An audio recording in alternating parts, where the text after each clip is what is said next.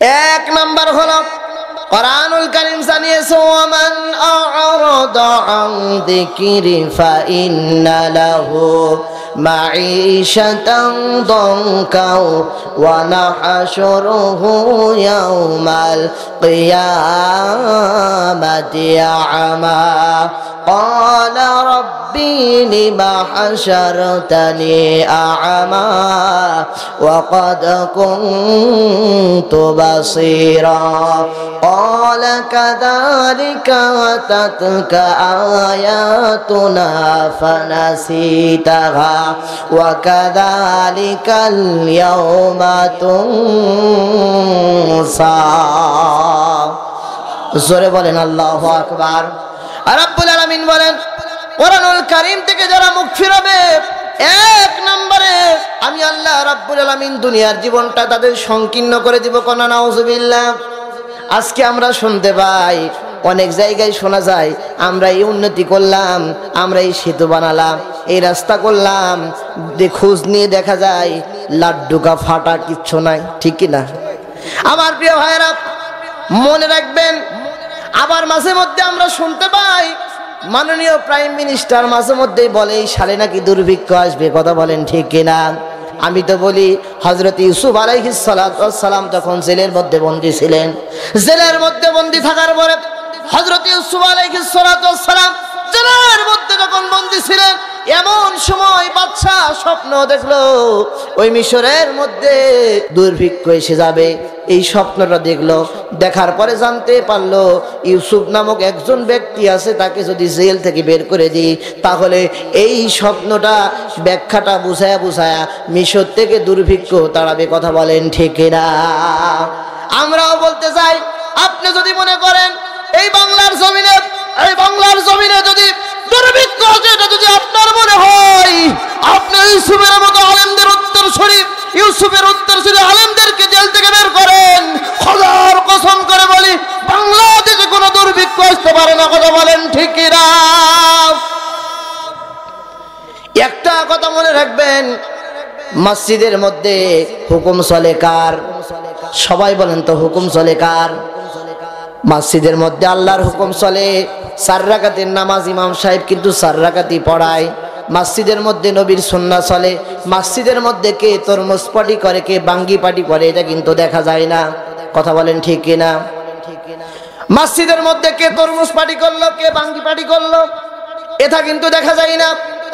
মসজিদের মধ্যে যদি আল্লাহর কোরআন চলে, ওই জায়গায় যদি তরমুজ পাটি বাঙ্গি পাটির কোনো খবর না থাকে, আপনিও মসজিদ থেকে কোরআনটা বের করে সংসদ ভবন পর্যন্ত চালায়া দেখেন, ওই জায়গায় কোনো তরমুজ পাটি বাঙ্গি পাটি থাকবে না। কথা বলেন ঠিক কিনা?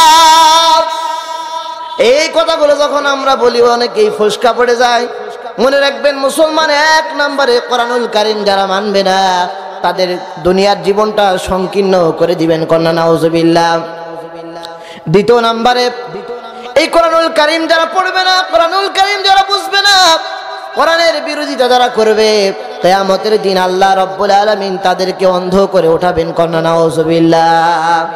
আমার প্রিয় ভাইরা, যখন অন্ধ করে উঠাবে ওই মুহূর্তে লোকগুলো বলবে আলা রাব্বি লিমা হাশারতানি আ'মা।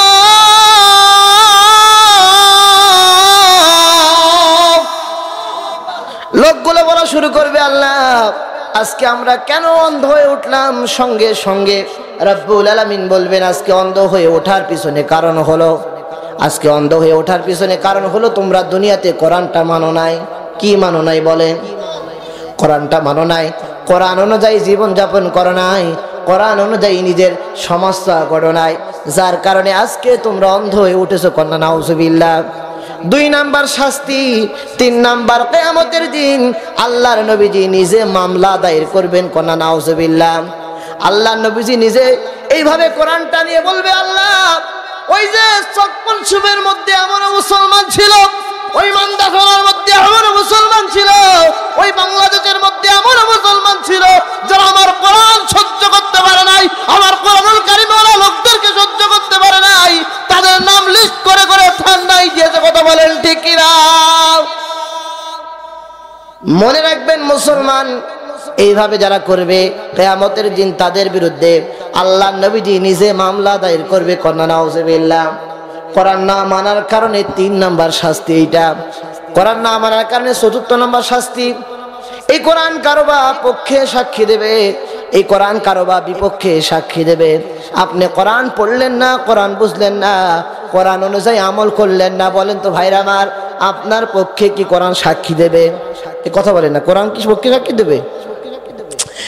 আমার প্রিয় ভাইরা, 5ম নাম্বার রব্বুল আলামিন বলেন ক্বালা কাযালিকা আতাতকা আয়াতুনা ফানাসিতাহা ওয়া কাযালিকাল ইয়াওমা তুনসা। সরে বলেন আল্লাহু আকবার। 5 নম্বরে আল্লাহ রাব্বুল আলামিন বলবেন, দুনিয়াতে তোমরা যেমন আবার কোরআনের আয়াতকে ভুলেছিলে, আবার কোরআনুল কারীমের আয়াতগুলো ওই মাহফিলে তেলাওয়াত করা হয়েছিল, তোমরা শোনো নাই, কোরআন অনুযায়ী জীবন যাপন করো নাই, কোরআন অনুযায়ী নিজের জীবন যাপন করো নাই। সুতরাং আমি আল্লাহ রাব্বুল আলামিন তোমাদেরকে ভুলে গেলাম। যাও যাও যাও, আজকে জাহান্নামের দিকে চলে যাও। কন্যা নাউজুবিল্লাহ। কোরআন যারা মানবে না, কয়টা শাস্তি বলে?